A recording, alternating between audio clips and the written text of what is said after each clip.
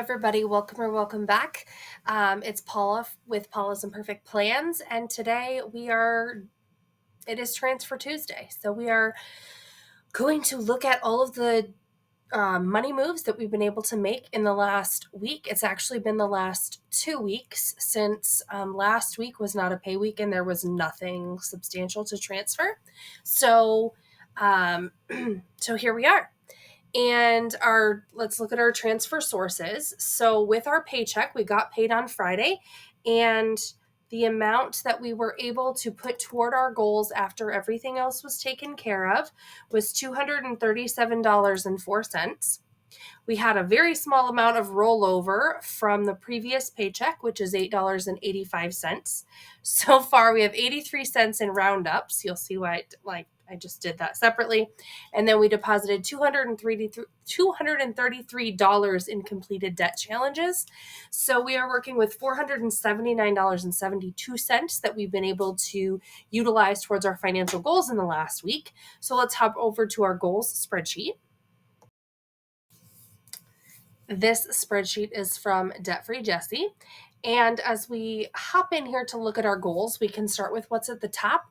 We are working overall on a 3-month emergency fund. That's $3,000 per month of just basic expenses.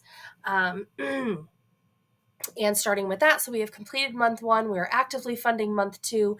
We are coming into week 4 in the spreadsheet with $955.73 in month 2. And we added with this paycheck, we added $80, which we are working through the Save 2025 in 2025 for our emergency fund. So we put $80 in with this paycheck. That brings us up to $1,035.73. In month 2, $4,035.73 total in this emergency fund. So I'm 35% of the way done funding month 2 and 45% of the way done funding the 3-month emergency fund as a whole. Next, we come down to travel. I am working on saving up some spending money for our anniversary trip coming up in November. Everything else is paid for, flights, all-inclusive, airport parking, all of that stuff. This is just some spending money to take along. We'll see how far we get. Coming into this week, we had $255.61 saved towards that $500 goal. We put $50 toward it with this paycheck. That leaves us at $305.61 and 61% funded. And then as we move on to debt, which is our main focus, it's not the only thing that we are working on, but definitely the number one priority. So with this, we are down to our last personal debt. This is a balance transfer card with the remaining amount from our HELOC loan. And